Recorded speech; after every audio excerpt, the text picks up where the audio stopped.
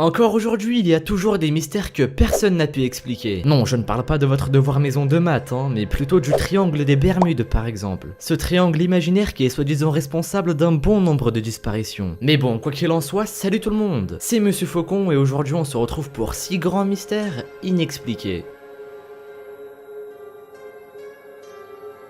Numéro 6, on commence avec l'affaire YOGTZE. C'est l'une des affaires criminelles les plus célèbres d'Allemagne parce qu'elle reste inexpliquée et très mystérieuse. Oui. Je vous présente Günther Stoll. Pardonnez-moi pour la qualité, j'ai trouvé que ça. Stoll était un ingénieur allemand. Il avait pris l'habitude de parler à sa femme d'eux. Eux sont les personnes qui agressaient Stoll. Enfin, d'après lui quoi. Il disait être menacé par eux. Jusqu'au jour où, un soir, alors qu'il était avec sa femme au lit, il se serait soudainement levé et aurait crié « Ça y est, je l'ai !» Il aurait par la suite inscrit les lettres YOGTZE sur un bout de papier. Puis il s'est précipité vers sa voiture, il a pris le volant et après quelques tours en ville, on le retrouve dans sa voiture nu et grièvement blessé. Et sur le chemin de l'hôpital, il affirma que 4 personnes qui lui étaient inconnues se trouvaient dans sa voiture et qu'ils ont subitement disparu lorsque les autorités trouvèrent le corps de Stoll. Mais c'est sur le chemin de l'hôpital que Stoll meurt avant de pouvoir donner plus d'explications. Encore aujourd'hui, le mystère reste toujours inexpliqué. Qui a tué Stoll? Qui sont les 4 personnes qui l'accompagnaient? Et surtout, que signifiaient les lettres YOGTZE?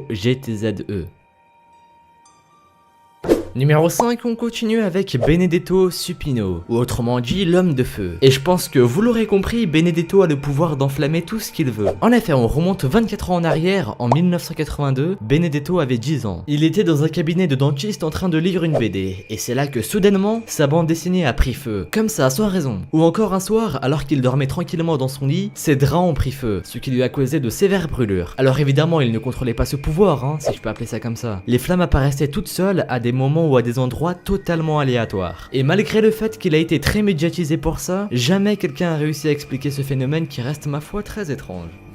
Allez, je vais arrêter de faire le Sherlock Holmes en herbe. Numéro 4, on continue avec la famille Söder. Alors je sais que j'en avais déjà parlé dans ma vidéo sur les 5 disparitions mystérieuses et inexpliquées, mais je trouve que cette affaire rentre parfaitement avec le sujet de cette vidéo. Alors pourquoi pas en reparler? De toute façon, je suis sûr que vous avez déjà tout oublié à propos de cette famille, alors voilà. D'ailleurs, si vous voulez voir ou revoir la vidéo, je mettrai le lien dans la description. Bref, j'arrête de vous saouler avec ça. Je disais que la famille Söder a vécu un événement tragique. En effet, un soir de Noël en 1945, la maison de la famille Söder a pris feu, ce qui a tué 5 enfants de la famille.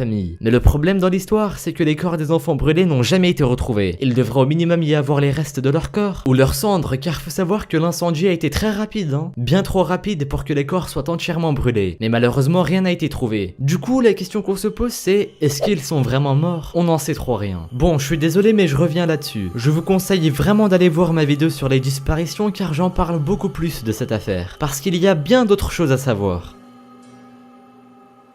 Numéro 3, je suis sûr que vous en avez déjà entendu parler. Voici Jack l'Éventreur. Jack l'Éventreur est connu pour être un célèbre tueur en série qui a principalement opéré en 1888. Aujourd'hui, on est sûr qu'il a tué 5 personnes. On le soupçonne d'être responsable d'autres meurtres, mais ce ne sont que des hypothèses. Toutes ces victimes ont eu la gorge tranchée et des organes mutilés. Le tout au couteau. Ouais, il aimait la violence, d'où son surnom de Jack l'Éventreur. Bref, il y a eu une énorme enquête ainsi qu'une énorme couverture médiatique sur lui. Mais malgré tout ça, jamais ce fameux Jack n'a pu être démasqué. Qui se caché derrière son masque et quelles étaient ses motivations, on ne le sait pas. Numéro 2, autour de l'affaire du col Dyatlov. Alors c'est un événement qui a énormément polémiqué, surtout à l'époque où elle a eu lieu. On remonte un demi-siècle en arrière, en 1956, où un groupe de 9 randonneurs s'aventure dans l'Oural en Russie. Sauf que quelques jours plus tard, ils sont tous retrouvés morts près de leur campement dans des circonstances très mystérieuses. Comme le fait que leur peau est devenue orange et leurs cheveux grisâtres. Ou encore que certains ont été retrouvés nus et d'autres en sous-vêtements. Mais ça ne s'arrête pas là. 3 d'entre eux présentaient des blessures mortelles. L'un avait le crâne fracturé, l'autre des côtes cassées, et le dernier lui manquait carrément sa langue, ses yeux, une partie de ses lèvres, et j'en passe. Mais selon les médecins qui étaient sur place, ces blessures n'ont pas été faites par un humain, car selon lui, une très grande force est nécessaire pour infliger de tels dégâts, et toutes les autres hypothèses présentent des contradictions de ce genre. Du coup, aujourd'hui, on estime qu'une force irrésistible inconnue aurait tué ces 9 randonneurs. Mais personne ne sait qui, ou quoi, et surtout comment.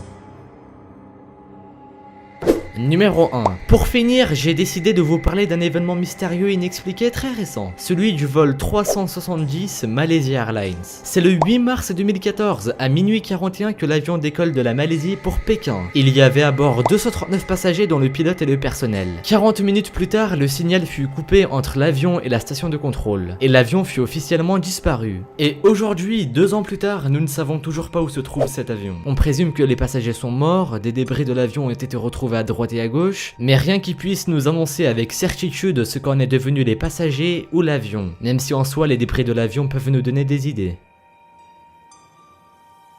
Merci à vous d'avoir visionné cette vidéo. Alors je sais qu'il y a bien d'autres mystères inexpliqués dont je n'ai pas parlé comme celui du triangle des Bermudes. D'ailleurs je reparlerai dans une prochaine vidéo uniquement dédiée au triangle des Bermudes. Et pour les autres mystères, si vous en avez envie, je peux toujours faire un deuxième épisode là-dessus. Dites-le moi dans les commentaires. Ah, et je tiens également à préciser que j'ai changé mon pseudo Twitter. Désormais c'est Monsieur Faucon avec un K. Non, parce que c'était déjà pris avec le C, alors voilà. Quoi qu'il en soit, si la vidéo vous a plu, n'hésitez pas à mettre un petit pouce bleu, à partager la vidéo si elle vous a plu, à vous abonner si ce n'est pas déjà fait et à venir chez moi et non, ça c'est autre chose.